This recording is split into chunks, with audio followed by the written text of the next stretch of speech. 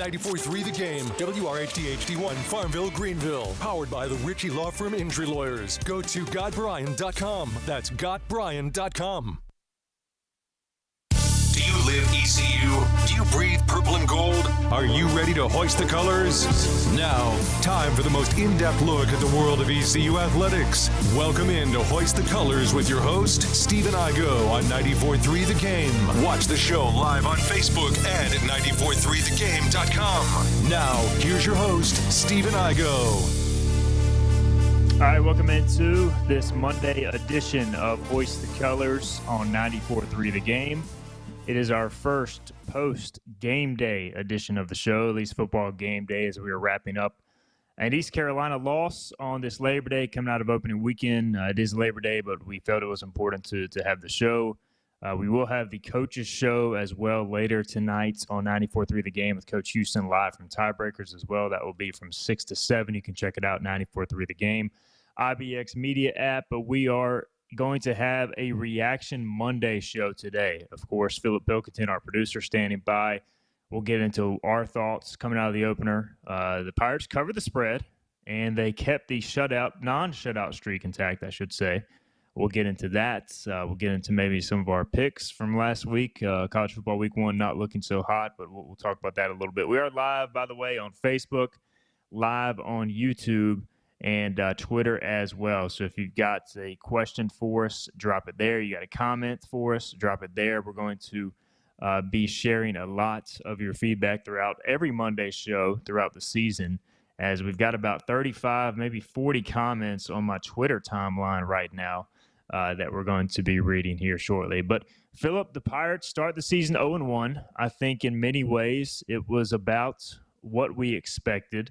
Realistically, ECU was a 36-point underdog. Maybe we expected a few more points, but we'll each share our initial take, and I'll share mine a little bit. But your thoughts coming out of the big house as East Carolina starts the season 0-1 in Michigan. You know, overall, it wasn't a horrible game. One of the things I liked in the first half especially, it seemed like when ECU made a mistake, the following play, they backed it up and played well. You look at that interception from Mason Garcia. Well, we ended up getting them in a 3rd and long on that drive. Unfortunately, they convert that 3rd and long, but it was 2 good plays by the defense. If you look at the big plays that they got to get into ECU territory, the Pirates defense stepped up, and usually, again, Michigan did convert on 3rd down, so I guess that was kind of the negative side of it. A lot of 3rd and longs were given up, but I thought overall we didn't let bad plays breed bad plays, or I should say maybe good plays for Michigan breed more good plays. So I like that, and that speaks a lot of a team who is physically outmatched, because it's very easy just to go out there and lose every single down, and I don't think we did that. Maybe we did in the 3rd quarter. I know that was not the quarter we were outscored the most in, but that kind of seemed like that was the one where the Michigan had the most flow. But other than that, I really thought they played pretty well, all things considered. Yeah, and look, if you take that, I thought the biggest missed opportunity of the game, and there were, not a ton, but the handful that ECU did get, they failed to take advantage of. And we talked about it going into the game. You had to take advantage of every single opportunity you got against an opponent like this, and you could not let any situation go by. So you get the 3 and out, which wasn't ideal, but then you get the awesome roll on the ensuing punt. You have them pinned back. You get 3 and outs on them. You get it back at the 45 or 47, whatever it was, of their territory. You got to take that ball, and at least if you got 3 and outs, you punt them and you pin them back. But ideally, you take that ball, you go score. Even if it's a field goal, it kind of changes the feeling on both sidelines, saying, all right, maybe ECU is here to play. Instead, you get the bad throw from Garcia, the interception. They turned that into the touchdown. We can get into the officiating, just absolutely horrendous officiating with some of the calls that were made, despite clear evidence and suggesting and really proving otherwise. We could do a whole show on that. But I thought overall, look, here are my big takeaways. Number one, and I wrote kind of what we learned article on Hoist the Colors. You can check that out if you're a subscriber for more in-depth information on this. But number one, we still don't know what the quarterback situation is after Holton Ahlers. I think ECU's got 2 candidates. They may play 2. I think ideally one of those guys eventually emerges and wins the game and then takes the job and runs with it. And we'll get into that discussion with several of your comments. Number two, for me, the receiver position is still a major question mark offensively. You had several makeable plays not made that need to be made if this offense wants to be what it wants to be long term. They didn't help out their quarterbacks much at all in terms of contested catches. Number three, the defense, the run defense is still really good, and that's a major positive because I thought Michigan would be able to line up and just run the football down ECU's throats. They did not.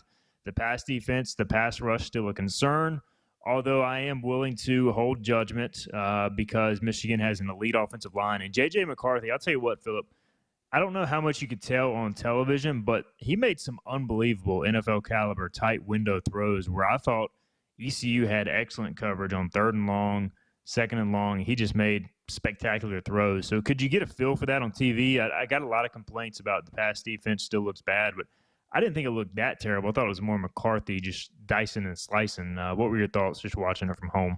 Yeah, and now obviously I was in the radio broadcast room, so I was watching everything on a 2-play delay, so I was kind of listening to 2 plays later as I was watching, so that was a little tough. But, yeah, I thought he did make a lot of great throws, and he was very poised in the pocket. You know, there were plenty of times where ECU would send 4. Unfortunately, they wouldn't get there, but there was great zone coverage down the field. And, you know, the thing is with zone, you hope the quarterback holds onto the ball split, they're split second and you can get there. Unfortunately, the Pirates weren't getting there. But there were still tight windows that he had to put the ball in, and he went through his progressions. I thought his head moved slowly from receiver to receiver, and I mean that in a good way. He didn't get frazzled when his first read wasn't there, and he really looked like a very mature quarterback. You can tell this is a guy who started last year. This is a guy who started in big games against big-time defenses, and there's a lot of great defenses in the Big Ten. If you even look at some of the lesser teams, the reason why they're lesser is because their offense is horrendous. Iowa only let up 17 points a game last year. I don't know off the top of my head if they did play Iowa, but I know I'm kind of going on a tangent here. I'm sorry. I know you're just asking me a simple question, but I really did think JJ looked well. There was, a couple plays where, maybe the coverage broke down the field, but when he's holding on the ball for 6, 7, 8 seconds, you can only guard Division I wide receiver so long. Yeah, I think they only had ECU 2 or 3 quarterback hits all game, and only 2 combined from their edge rushers. So, you got to get more pressure on the quarterback. But, again, a lot of that is a product of who you're playing. I mean, Michigan is great. They're number 2 for a reason. They look like a national championship caliber team. And so, again, I think we'll know more in the coming weeks, and we'll get into that discussion as well later. The big thing for me, Philip, was special teams, man. I thought special teams looked night and day better than at times what we saw last year. Josh Murphy did his job. He fair caught some punts, so we didn't really see too much from the punt return game, but the punting game got the fortune of some good rolls. I'm not sure if those Archer Trafford punts were designed or not. It kind of felt like they were as the game went on. He kept kicking the low-line drives that would bounce on that field turf. You had the 67-yarder. You had multiple field position flipping punts. And then there was one where the ball was blown dead, and he kicked it. I don't know if they showed this on the broadcast, but he kicked it, and he must have kicked it 60 yards in the air. So he's got the leg to boom it long. It's just a matter of what they're trying to do. The one kickoff from Lath Marjan. Lath Marjan was kicked through the end zone. Andrew Conrad did miss a 51-yarder, but he nailed the one at the end of regulation. I thought kickoff return looked solid. So your thoughts on special teams as well? That seemed to be a bright spot. Yeah, it did. And like I said, didn't get to see a lot of the kicking or the kickoff return because they even had a few where they put it in the end zone, or I know we fair caught one at the 2. But speaking of that punt coverage, I mean, yes, Archer Trafford had some that bounced, and we got a friendly roll, but the ones when he did get the ball and it was returned, great job by a slew of Pirates, especially Jalen Johnson. Jalen Johnson had 2 big tackles on punt returns, and had Jalen missed that tackle, there was always 1 or 2 more guys right there behind him. I thought great punt coverage, and when you see the difference in, arguably the best team in the country and a group of 5 pretty good football team, usually there is a glaring difference on special teams. They say the skill guys, not that much of a difference. Offensive line, defensive line, huge difference. Special teams kind of splits that down the middle. I didn't think it split that in this game. I thought that we were, we're up to the test when it came to the special teams. All right, so again, this is a Reaction Monday. What we're going to do each Monday on the show is take your comments, whether it be on the live stream, YouTube, Facebook. Get those in now if you want to. Otherwise, we got about 40 comments to get through on Twitter. We'll try to get through as many as we can, and what we'll do is I'll read these comments. Philip and I will then discuss them if they're kind of worth opening up on more. There's some, we already got some fans wanting coaches' jobs because this is how this goes. This college football, it's big time college football. So you have those comments. If we read them on there, it doesn't necessarily mean we condone them or agree with them. But this show is for the fans. We're gonna listen to the fans. We're gonna talk about what they want to discuss. Otherwise, we wouldn't be doing a show. So we're going to have that discussion now. We'll get through a few of these comments, then we'll come back and get through a bunch more. Again, we'll preview Marshall, the upcoming game, later this week. Joe Sampson will be in studio tomorrow. We'll live stream early from 9:30 to 10:30 ahead of the press conference, and then we'll be at 12 noon the rest of the week. And we'll still be at 12 noon tomorrow on 94.3 The Game. Just if you watch our live stream on Facebook, YouTube, we will be on at 9:30 due to the press conference. We'll also have Luke Creasy, who covers Marshall. He'll be on the show tomorrow as well. So we'll really turn our attention to the upcoming opponent on Tuesday and moving forward. But Monday's shows are going to be more of a reaction day because it's our first chance to talk to you guys after the game. All right, so let's get into it. Mr. Juan on Twitter says, I think Marshall will be telling. Cincinnati was really good the year that they went to the college football playoff. They did worse against Alabama than we did against Michigan. These top 1 to 2 teams have backups that will be draft picks, next level, not throwing anyone out yet. And, I think that's a fair point, Philip, because at the end of the game, ECU did look much better. Of course, Michigan had called off the dogs at that point, but I saw a lot of those comments, hey, what can we really tell from that point? But I would say Michigan's backups are probably just as good as every other team on ECU's schedule, don't you think? Yeah, and to his point there, they still will be top draft picks. They're just younger than the guys who are in the game right now. I think the only difference in the guys that start and the guys who don't is 2 more years in the weight room and 2 more years of film study. Talent-wise, my guess is their 2s and their 3s are the same talent as their 1s. Power 5 Pirates, he responded to Mr. Juan's comment. He said, I'm not bragging about this by any means, but we look very good against Michigan's second unit. And there's a lot of promise behind this team for the reasons we just mentioned. Martin H., his comment is J.J. McCarthy carved up the ECU secondary as ECU stopped the run. ECU had good pressure at times on D. McCarthy just made plays. We discussed that earlier. He says ECU's quarterback play was solid by Alex Flynn and Mason Garcia. Michigan defense was just better. ECU's receivers didn't help the cause as too many drop passes. Third down conversions and penalties are concerning. Yeah, ECU was not good on third down, really on either side of the ball, definitely defensively early in the game. A lot of that goes back to McCarthy, but that was an issue at times last year, and, want to see a bigger sample size before we see that too much. ZD on Twitter says, it's mind-boggling that Donnie still has a job when his game plan for an inexperienced QB was trying to run up the middle against one of the biggest teams in the country and then throw deep fades on third down. Horrible way of getting confidence up. I'll say this. So, coordinators, quarterbacks, they all get too much blame or too much credit depending on what happens. It's hard to call It's hard to call a game when you have a brand new quarterback, and I know Mason has started before, I'll get your take on this as well, Philip. I saw a lot of complaints about running on first down, and at times maybe some of those plays are RPOs too, where the quarterback is reading it and making that decision to hand the ball. So it's not always just a straight handoff called up the middle. You're reading keys there. Alex Flynn, upon entering, he actually kept the RPO and threw it over the middle on one of his first down plays. So, that goes into it as well. Secondly, it's hard to go on the road in front of 110,000 people and kind of feel your way into what exactly to call with an inexperienced quarterback with a ton of moving parts around him. So this offense is going to be a work in progress. I don't have a problem with ECU trying to run the ball because, if you just go out there and throw it 50 times against Michigan, you're going to get killed offensive line-wise and quarterback. So you have to keep them honest. But I thought towards the end of the game, we did see Garcia look much more comfortable when he could just drop back and throw it.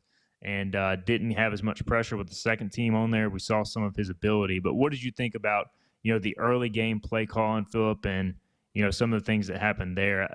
Realistically, Michigan's better at every spot, talent-wise, more times than not. So it's going to be hard to move the ball no matter what you're calling at times. It is. And, starting with the early game play calling. So through 10 plays, ECU had 5 runs, 5 passes. Usually the first 10 plays are scripted, and that's just to get a feel for the game. And usually you try and go 50-50 or at worst 60-40. As the game went on, yes, there was a lot of first down running, but to your point, a lot of those could be RPOs. RPOs are tough to see on TV when the ball's handed off because you don't have that zoomed out view. And the minute the cameramen see him put the ball in the gut of the running back, they already know, hey, I'm probably not going to have to zoom out, and then they never do. So we don't see a lot of those RPOs. So you can tell that in the stadium. So I think it's great that you gave your intake on that. And also, you get to a point in this game where it was inevitable. We were not going to win. So I think if you're an offensive coordinator or a defensive coordinator for that matter, you just get put in a situation where you want to put your guys in every single situation, see how they respond, because, down the road, the next 11 games, you don't plan to be down 30 points at the end of the game. You want to know what you can do successfully and what you can't do successfully, and what is a better measuring tool than a defense that this good, and what is a better time than in a game when you're down by 30 points or 24 points or whatever they were at the time of said complaint. And I saw, too, that, ZD mentioned the slot fade. Well, the play to Calhoun was open. It was just not a great throw by Garcia. He underthrew it on that first series. If you lead him there, it's probably a completion, probably a big play. Also, the interception, Jalen Johnson was open. He got pressure in his face, kind of short-armed the ball instead of really being able to step into the throw. That turned into a pick instead of a big play. So it's not always on the play calling. And I get it that it's easy to blame the play calling. But, sometimes the players and the execution have to be there too. So, and when you're playing a top 2 defense, those things become problems. A few more comments we're going to break in. Ron says the offensive game plan was atrociously timid and conservative. Players played their butts off, though. The D-line was impressive against the run but couldn't generate any pass rush. And the Pirate says the revelation that this could be an unorthodox year where we use a 2-quarterback system was his biggest takeaway. Mason has been here since 2020. Was the anointed one to replace Holton, and the fact he isn't the permanent starter is worrisome. They need to pick one of those guys and roll with them. All right, let's tell you what. Let's we'll expand upon that comment on the other side. Let's get our first break in, Philip, and then we'll come back. We'll talk about the quarterback situation, which I'm sure will be heavily discussed this week as we head into the Marshall game. You're listening to Hoist the Colors on 94.3 The Game. A huge selection of new Toyotas is ready to go at Greenville Toyota. Rush in for the one you want before it's gone. Camrys, just $269 a month. RAV4s, ready to go for just $289 a month. Now at Greenville Toyota. Acre Station Meat Farm, along with Lane Angus Beef, bring you farm to fork beef. Stock your freezers now with affordable beef boxes, just in time for the grilling season. Farm to fork beef brings quality local beef to your family. From your traditional butcher shop, Acre Station Meat Farm. Come on down to Acre Station Meat Farm and find out why we're #1 in fresh cuts and friendly service. Acre Station Meat Farm, Highway 32 North, Pinetown. Other restaurants claim their food is fresh and fast, but are they friendly? At Moore's, you're treated like family the minute you walk into their doors. With locations in Winterville, New Bern, Swansboro, Morehead City, and Jacksonville. We've been practicing what we preach since 1945. At Moore's, our barbecue is slow cooked and smoked over real wood daily until it's so tender it's falling off the bone. Combined with our fresh chicken, cooked-to-order seafood, and homemade fixins, we're sure you'll agree. If it's not Moore's, it's less. At GoEco, we don't just supply the office space. We create solutions for any environment. Our state-of-the-art commercial-grade video display is perfect for watching film with the team.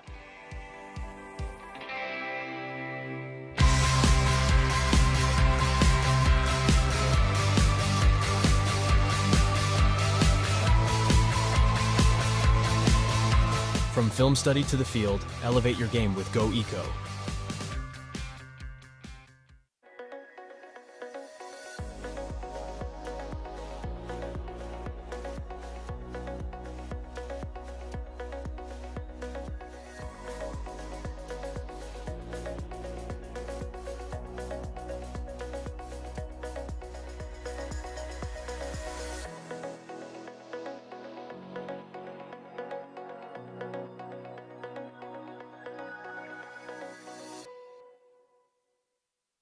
storm season is approaching. North Carolina weather can damage your roof, and before long, a small leak can turn into a big problem. Your home is one of your biggest investments, so protect it with Wells Home Improvements.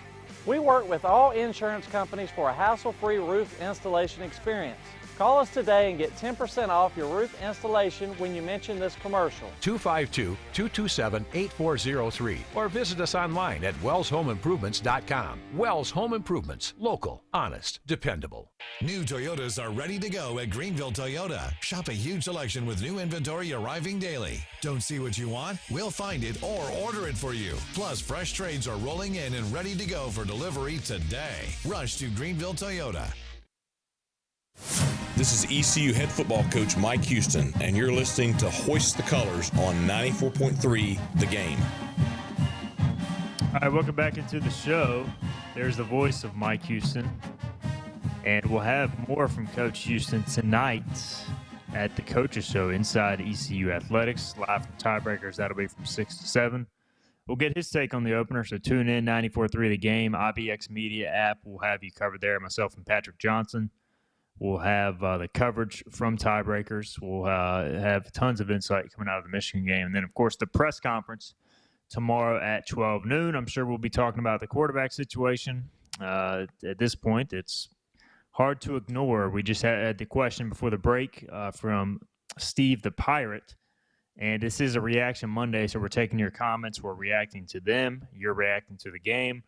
And he basically said that the comment after the game from Coach Houston about how this could be an unorthodox year with a two-quarterback system caught his eye. We also have Justice Bradburn on YouTube. He says, my concerns revolving around the quarterback situation were accurate. This is a coaching failure. Props to the line play on both sides. 5 years in the program, he says. Plenty of time for Donnie and Houston to have a ready successor to Holton. This game of playing two quarterbacks to go forward is pitiful. So I've got several thoughts on this, and we could talk for the next 40 minutes on this alone, Philip. But Philip Pilkington producing today's show. And it's easy to say you have a successor ready to go and all this stuff, and easy to pick a guy to be the guy. But it's just so hard, the quarterback position, to evaluate until you see it in a game. Guys react differently all the time, and we saw it during the Ruff McNeil era. Lincoln Riley, who's considered the guru of all gurus, he picked Rio Johnson to start over Shane Carden. And we all know how that worked out. Lasted about 2 games. Shane Carden came in, won the job with his game performance, and never looked back. So it's easy to have somebody ready to go, and I really do think Garcia and Flynn both have the talent to be the guy. And to me, we're now just unfortunately at the point, because they haven't got enough game action before due to Holton Ahlers, that we're just going to have to find out through growing pains on game day. And eventually I think somebody will step up, go win a game, and become the guy. But until that happens, I think we're just kind of in this position, Philip. I don't know your take on it and this two-quarterback system. I don't think it'll be this way all year. Maybe I'm wrong. But I think eventually one of these guys will win it, or at least that's what I'm hoping for. Yeah, I think that it's Mason's job right now. It is not his job permanently. I think you're right. Someone will win it. We did our prediction segment on Friday as to who we think is going to win or get the most starts at quarterback, and I predicted Mason Garcia, so I do believe it will be Mason Garcia. But I think we were in a position on Saturday where Mason, young quarterback, definitely the more talented of the two, but from what we understand, Alex might be the little more composed of the two.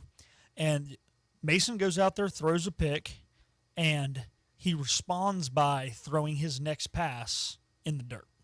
That next series was a 3-and-out. He didn't look good. And if you're Coach Houston, if you're Donnie Kirkpatrick, you're still in this game when you go to that fourth series. I think we might have only been down 3-0 at that time. So you have to play to win the game you are currently at. And if they think Mason isn't right mentally, and I'm not saying this is a long-term problem, but just on that given day, in that given half, you got to go with the guy that you trust the most, considering the issues at hand. And whereas, yes, maybe Mason's more talented, if Alex is more composed at a set moment and you're in the game, you're down 3 against arguably the best team in the country, you just got to do what you got to do. And they went with Alex. And, Alex didn't play bad, but then they still, wanted, once the game got out of hand, to see what Mason could do because, kind of to everybody's point, there still is a competition.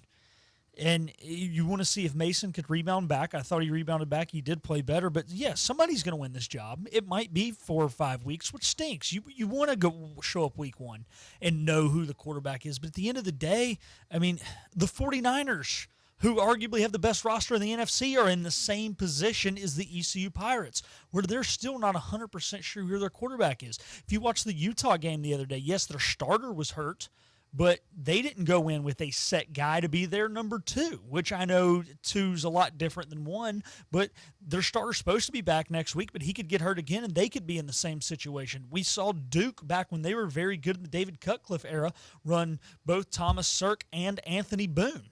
So it happens, and it's not ideal, but it's just part of the game, and right now we've just got to live with it. That's all I got. Yeah, I mean, fair breakdown there, and I think, we just don't – they're just going to have to decide on game day. I mean, and I think they want Mason to be the guy due to his run ability and his upside, but, he's got to go out there and prove that he can handle it. And I thought for sure Alex looked more composed when the game was on the line. He looked more in control of the offense. It doesn't mean Mason can't eventually win the job and roll with it. We saw late in the game his talent play out. I mean, he was making throws across the field that normal quarterbacks don't make. So he's just got to continue to get live reps.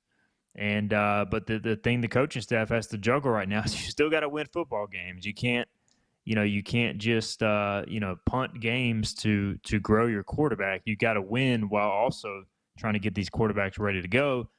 If you want to be mad at something, maybe look at, maybe we should have found a way to get more reps for, Garcia or Flynn in the past. Maybe that's more of the thing to be mad at. And that's, I think, a fair argument, but also you were trying to win games then too. So it's just, when you lose a quarterback, this is the conundrum you have. It happens at every program across the country. And, for those saying ECU should have went to the portal to get a quarterback, that's easier said than done too. When these guys are getting paid a bunch of money to go to other programs through NIL. But, again, one game against the number 2 team in the country, we still just have so much more to learn. Anybody saying that we have our quarterback or Alex Flynn is the guy or Mason Garcia is the guy after right now, I just don't think we know. I think we need more sample size. The only way that's going to happen is more games. So, all right, let's get back to your comments. Chris Long, speaking of that said comment, he says, Alex Flynn is quarterback 1. It shouldn't be that tough of a question from what we saw. I love Garcia. The kid is a turnover machine waiting in the wings. Flynn was mature and composed, played great. I know it's only been 1 game, but I think the hesitancy is based on his potential. Again, 1 game. So if you were basing it off the 1 game, I think Alex played better in his 3 series than Mason in his 6 overall. But, that's 3 series. Over the course of a season, you're going to have a ton more reps. And so now that teams also have film on Flynn, that also becomes a factor as well. So it's far from done. Barstool ECU says, got to find a way to use Javius Bond more. Kid is special. Felt like every big play we had came from him. And Philip, we heard a lot about Javius in the preseason. I thought he looked as advertised, didn't you? Yeah, I thought he did. And I thought we used him a good amount, too. And one of the things that we saw this week that we did not see last year was 20 personnel. There was times that both Javius Bond and Rajay Harris were on the field. We didn't see that. If we did with Keaton and Rajay last year, we could probably count it on one hand the amount of times. And so I think they are going to use him a lot. But to kind of my point earlier when I don't remember what I was making the point about. I think it was the play calling, where you get to a certain point in the game where you have to say, hey, we're probably going to get beat. Let's just see what we have. And in that situation, I think Javius Bond kind of had proved himself already. So Coach Kirkpatrick decided, hey, let's see what else we've got because, maybe he is the focal point in the offense moving forward. And that's great, but he still needs a supporting cast. And I thought a lot of different guys got involved, or at least they attempted to get more guys involved and some of the names that maybe we thought weren't going to get involved as much. So I think it was a good thing. I think we saw a good balance on Saturday. Got the Pro Football Focus numbers pulled up. Javius Bond was the highest graded running back 17 snaps out of 58, but it felt like he touched the ball on about half those snaps. So I would expect that snap number to go up for Javius Bond, the true freshman running back. All right, Pirate 24/7, he says, tell the quarterbacks to stop thinking and rip it. Fair point. I thought when Mason was just back there throwing, he looked much more comfortable. Of course, when you're at the quarterback position, you got to think quite a bit. So you got to find that balance. But I know they want to get Mason comfortable to where he can just go play and not have to think too much. And I think that's when his talent is going to shine.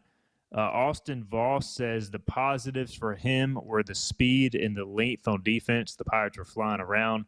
The negative was the wide receiver play. Several balls dropped and lack of separation. Yeah, not a single receiver, Phillip, according to Pro Football Focus, graded out above average. And they were facing a good defensive backfield, but as much as we're talking about the quarterbacks, I think the receivers have to be a lot better moving forward as well. Yeah, you and I were texting last night, and, Jalen Johnson dropped 2 balls, most notably that one up the seam on 3rd down, just a pretty routine over-the-shoulder catch. I thought Jarrett Gardner didn't play bad. He had that one OPI, and that's probably what caused him to be below average, because other than that, I thought he looked decent. But, yeah, still kind of to what you, Joe, and myself were talking about on Friday is it's like, who is going to emerge out of this receiver room? And, yeah, just nobody looked like that guy. They all looked like a bunch of number 3s out there. Maybe Jarrett Gardner looked like a number 2, but nobody looked like a true number 1. And when you're a quarterback, you kind of got to have that go-to guy. And as much as we love Javius Bond, that go-to guy can't be a running back. We saw the Panthers struggle when their go-to guy was Christian McCaffrey. You need a receiver as well as a back. Still a lot of things to figure out offensively. We'll get a few more comments in, get our second break. Heidi says special teams stood out, good punts, and Andrew Conrad showed high-level composure. Go Pirates. Adam says Rajay Harris still runs hard. That was good to see. It was definitely great to see Rajay back. Judge Smell says concerned about the quarterback position. We need someone who can make plays, and I just didn't see it. Granted, we played possibly the best team in the country on the road. 3 years of coaching them up, and I just didn't see it. Again, I think we need more of a sample size. I understand the frustration with the quarterback position, but I also think we just need more live reps. It's just hard to play quarterback until you're out there on game day. You can only learn so much in practice, especially with all the pressure that comes from that position. Dale says hard to make any real statements about this team from this last game. Michigan is really good. I'm thinking we'll fare much better against teams closer to our physical level, especially in our conference. Daniel Wiseman, last comment here, we'll get a break. He says defense played very well overall, especially against the run. The team never at any time quit. Was very proud, honestly. And, yeah, Phillip, down 30-0, getting a goal line stand against the number 1 Michigan offense. I thought that was a pretty impressive showing. I know for those that bet on the Pirates to cover the 36-point spread, that was a huge sequence, but something about ECU and goal line stands, it just seems like they're really good at it. Yeah, that kind of goes to my point I was making at the beginning where, like, big plays didn't breed big plays, and it seems like when our back was against the wall, we played well. I mean, yeah, there were some 3rd and longs that were let up, but was that ECU playing bad or J.J. McCarthy playing good? Or the officials allowing J.J. McCarthy to go 4 yards past the line of scrimmage and throw the football? I think the goal line defense was good. They were physical, and that's something that usually you struggle against when you're playing a program like this because you are undersized. And where does that come into play more than anywhere on the field? At the goal line. And they were up to the task today or on Saturday, so really proud of them there. All right, let's get our second break in. We'll come back. We'll have our Pirate of the Week brought to you by East Coast Agency. Not a ton of points, so maybe we go to the defensive side of the ball. Maybe we go special teams. We'll find out on the other side. We'll read more of your comments as well. We still got to talk about the officiating situation, too, because it was embarrassing. All right, let's get our break in. You're listening to Hoist the Colors, 94.3 The Game. We'll be right back. Air Service is back at Pitt Greenville Airport, offering safe, clean facilities and flights from American Airlines. That means the short commute, quicker lines, and better prices that get you where you're going fast and easy. See it for yourself. There's great things inside at Pitt Greenville Airport. The best burgers around. Everyone loves a thick, juicy, and fresh burger. Tiebreakers in Greenville, plus the all-new Tiebreakers in Winterville. Do real burgers better than anybody. So don't just go to any burger-themed restaurant chain. It's time to break the chain and eat local. Tiebreakers, real burgers at its best. Everybody loves burgers. Living easy is the sound of children laughing as you make memories with neighbors and friends.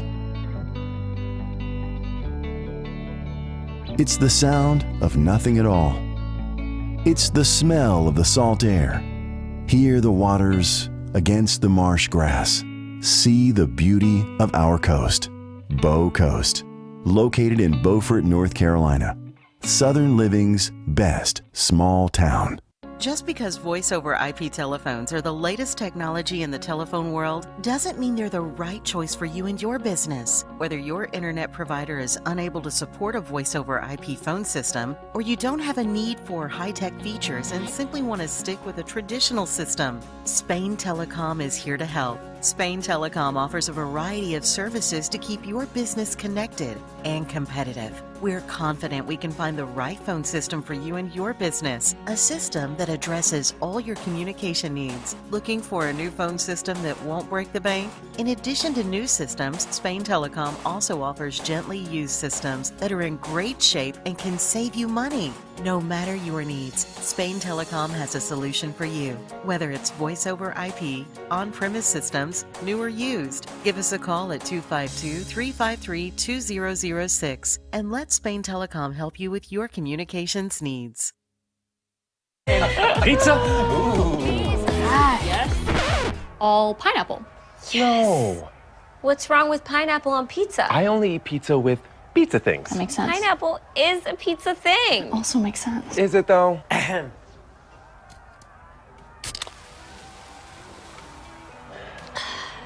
This tastes great. That we agree on.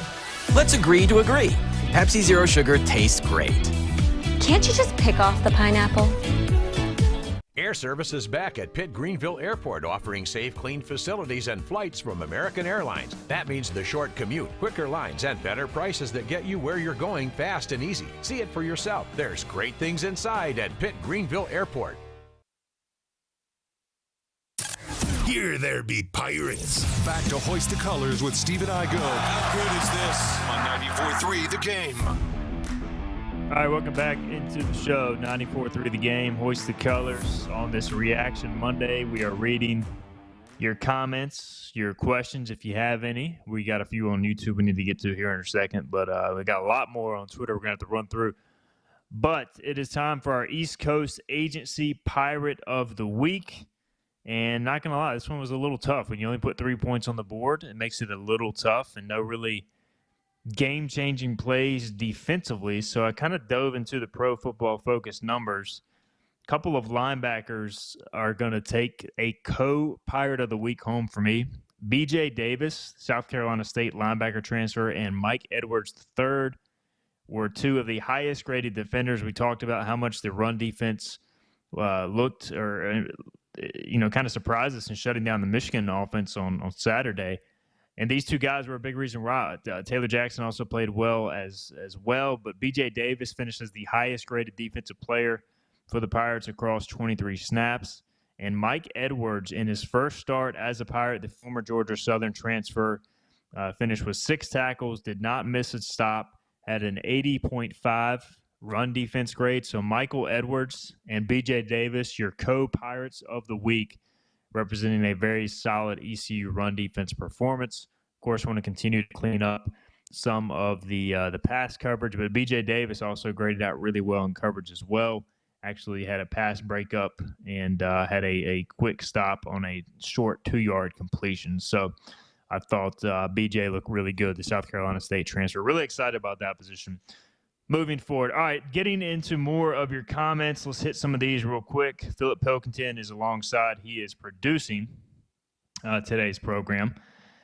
David Lloyd says, what was up with the sideline warning? I was looking right down the line in the stands, and no players crossed the sideline. Maybe someone talked junk to the ref.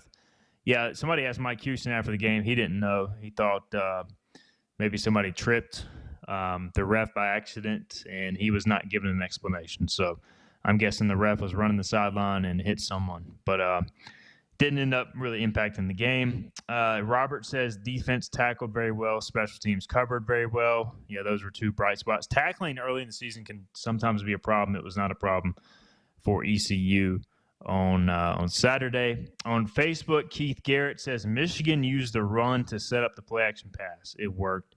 They played a safe game plan. We are making a mistake and overvaluing our performance. Fans are being way more impatient with Mason than they were with Holton. I don't know. Fans were pretty impatient with Holton, too.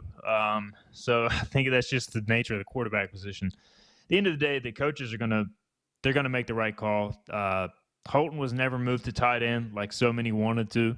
I definitely think in many ways we are overreacting to game one, but it's all we have to do. I mean, we don't have any other game sample size. And so we got to talk about something. We can only talk about what we've seen. And the fan base has only seen one game, and that's why I do say let's be patient. Let's see what happens in week 2. Trey Strickland says kids had enough going against them and kept their heads up. They didn't need crappy officiating to add to it. All right, there we go. I was waiting for somebody to comment on it. Now we have our window, Philip. What was the failure to overturn the touchdown pass where J.J. McCarthy is clearly over the line of scrimmage? Even the announcers and the rules analyst, Terry McCauley, former NFL official, said it should be overturned. Was that one of the worst calls you've ever seen in any sporting event? Yeah, and, look, officials are humans. They miss calls. But to go back and review it and then miss it, you can't miss a review. I'm going to kind of bring up something that it's going to hurt you, Igo, here, but it took me back to the 14 divisional round when you guys were playing the Colts. I don't remember this. Late in the fourth, you guys punted. Their guy caught the ball, got immediately tackled. His back hit the ground, and then the ball popped out. They said he was down by contact, but the rule was he never completed the process of the catch, just like catching a punch, just like catching a pass. He never made the football move, and that was something they blew. Well, there were 3 things in this game. There was the J.J. McCarthy. Clearly, obviously, you had 4 minutes to look at it or whatever. You get it wrong. You go back to that Jalen Johnson catch, no catch. They got that part right, but they just forgot to review the fact that Michigan had 12 defensive players on the field. I mean, how do you miss a guy running off the field? Again, reviewable play. And then you go to the Jack Powers ejection, which was horrendous. Terry McCauley, again, 3 times. He was the head ref in a Super Bowl. He was the head ref in his 4th season ever in a Super Bowl. No guy had ever been a head ref in a Super Bowl prior to his 5th season. This is arguably the greatest official of all time. Said not targeting. And he said J.J. McCarthy was over the line. And they're still messing it up. You can't mess up reviews. I mean, you can mess up heat of the moment. A football play happens like as fast as a car crash. You can miss calls on the field. You cannot miss calls in the replay booth. Unless it's against ECU somehow, because it happened against Tulsa in 2020, and still that was the worst I've seen. This was probably a close second. It's just inexcusable, and I don't know what we have to do to start holding these refs accountable. I've thought about, honestly, messaging the Big Ten office. I believe these were Big Ten officials, and asking them, although I'm doubtful I'll get a response, what happens when clearly they get a call wrong, multiple calls wrong, failure to even realize that 12 guys are on the field on a play they're reviewing.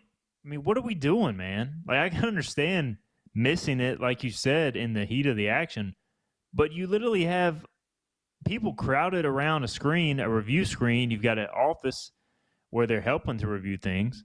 I just don't understand how this stuff happens and how it goes unpunished. So I don't know, man. We're going to ask Mike Houston about this week. I doubt he'll be able to say it so much, but it's just inexcusable. Let's get back to the comments.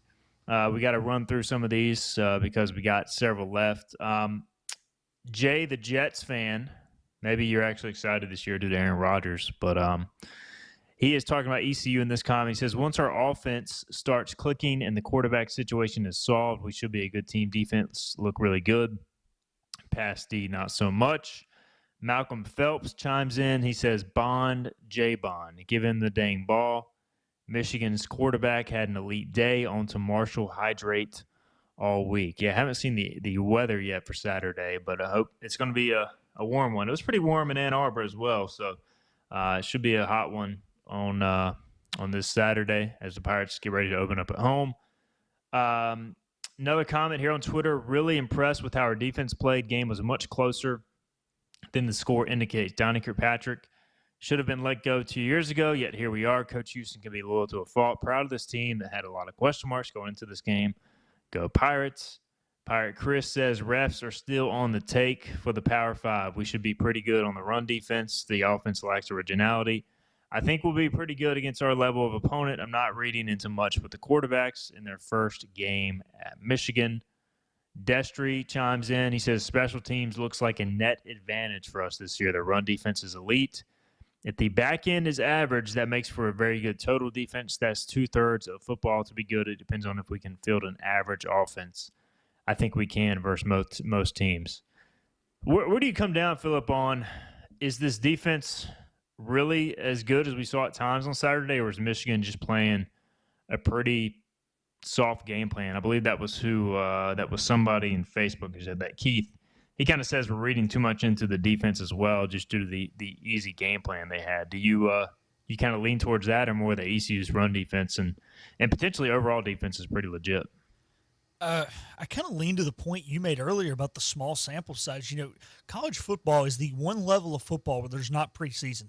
High school, you play those jamborees and you have other scrimmages throughout August. NFL, you have preseason, and it is a small sample size. But what I will say, I agree they were playing a little conservative, but at the end of the day, we always talk about it, in the trenches, the Power 5 programs and even the top 2 and 3 programs in the country are so much just bigger. Not that they're necessarily better, but God just made those human beings bigger than our human beings. And we were up to the task. So, yeah, they did play conservative to an extent, but still, when a guy weighs another 30 pounds than you and you're playing good against him, something's got to be said for that, right? That's kind of how Michigan plays too. Like they run the ball and they do play action passing, so that's kind of their game plan. They don't really spread them out anyway, so they kind of are what they are. Some teams can stop it, other teams can't, and ECU proved on Saturday at times it could stop it. So the other big thing is they got to get off the field on third down, which somebody brought up earlier. But overall, I thought there were some major positives defensively. All right, we'll hit a few more comments, get our final break in. Allen says, first touchdown by Michigan should have never happened. I don't understand. You got to give Mason a chance. See what he does against Marshall, then make a decision. Run defense looked good, but we were loading the box. I think the corners held their own for the most part. 8 wins is possible. There's a lot in that comment, but I agree with a lot of it. Pirate for life. I feel better about our season, he says, post-game than I did in the preseason. I like what I saw on defense. If offense doesn't change significantly this year, the OC has to go. Pirate fans love strong defense, but they also want a successful offense that's productive, fun, and has imagination. You know, I always see, too, like, you got to get creative. They tried several end rounds and, you know, misdirection plays, and Michigan was all over it. So it was just one of those things. Michigan was just better, and ECU's got to get better on offense all around. Sports for Life says, impressed with how we played. We showed a lot of promise, especially defensively. I think we should have a solid year. John on Twitter says, we were sold a bill of goods in Garcia. Flynn was May. Might have to see what Jeter has got at some point. So he's already ready to move on to QB3. Don't think that's going to happen, John. It was one game against the number 2 team in the country. Last question from Kim. She says, I think our team held us on. Could have been a complete blowout, especially against a second-ranked team, but our guys did amazingly well. Keep your heads held high and on to the next game. All right, we'll get our final break in. We'll come back. We'll finish up your comments. We'll have final thoughts as well. You're listening to Hoist the Colors on 94.3 The Game. Fifth Street Hardware is the home of the $9 lunch special Tuesday through Fridays. $9 specials every day, including the famous Burger Day on Tuesdays, Flatbread Pizza Wednesday, the famous Fifth Street Hardware Reuben on Thursday, and fried fish or shrimp on Friday. Plus trivia on Wednesday nights and live music every Thursday nights. And the Prime Rib Brunch Buffet has returned on Sundays. You heard that right. The Brunch Buffet with all the great items, including prime rib. Fifth Street Hardware in downtown Greenville.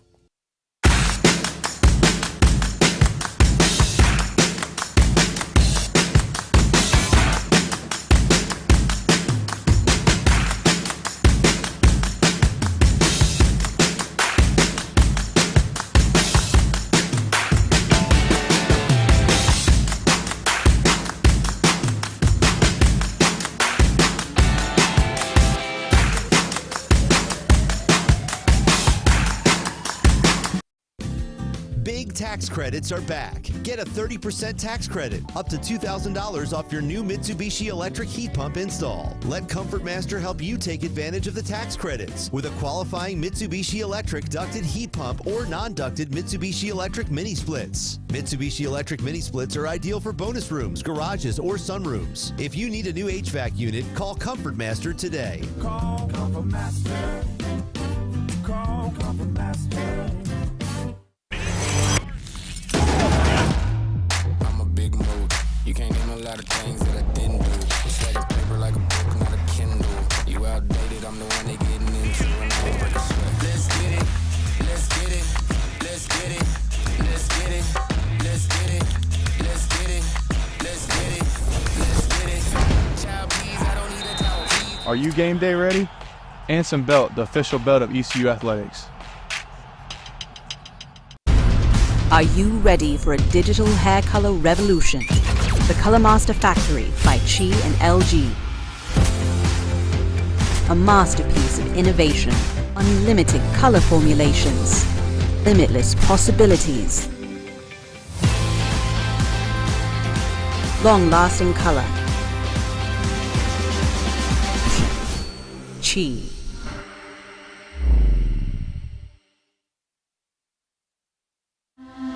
This is about you, your family, and the health of all who live in Eastern North Carolina. This is about the transformation of a health system into something more powerful and more human, about creating new ways to treat disease and keep you well.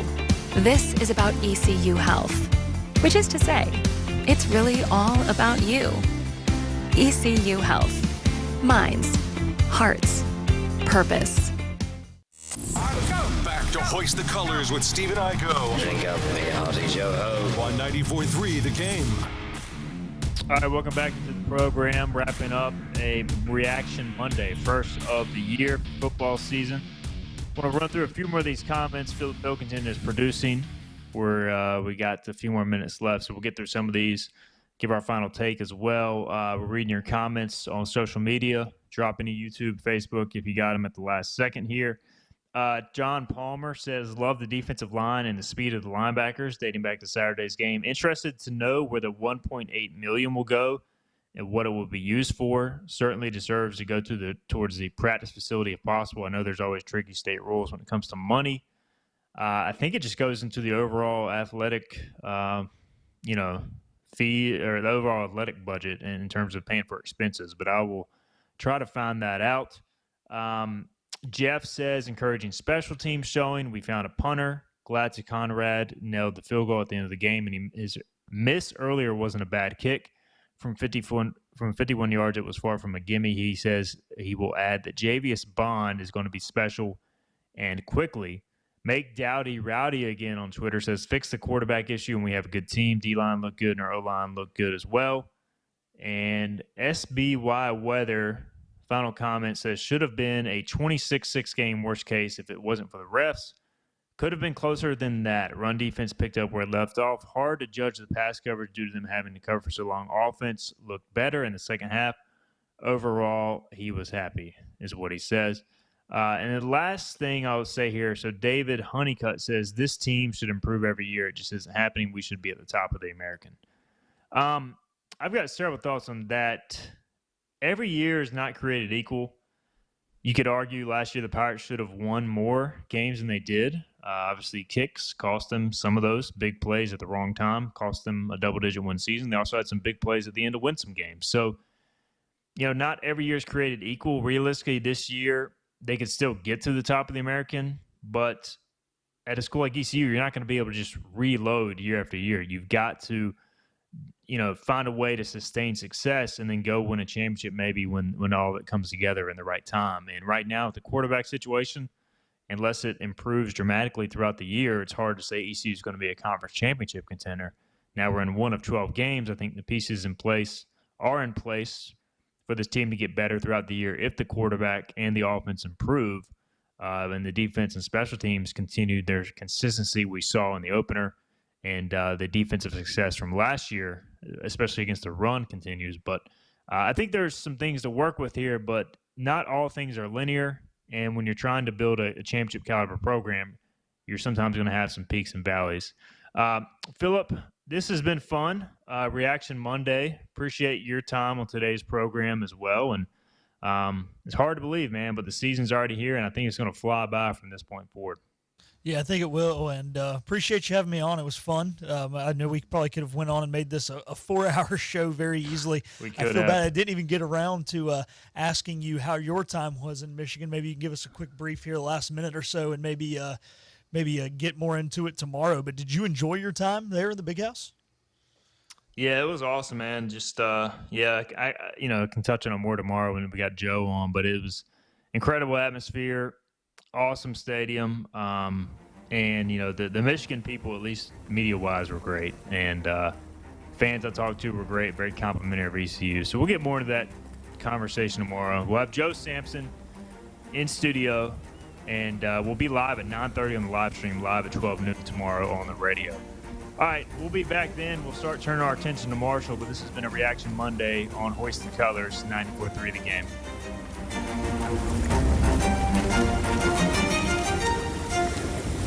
This has been Hoist the Colors with your host, Stephen Igo. Tune in weekdays at noon for all things ECU sports. Get a recap of the show at 943thegame.com, on Twitter, Facebook, or anywhere you get your podcasts. We're back tomorrow with more of Hoist the Colors on 94.3 The Game.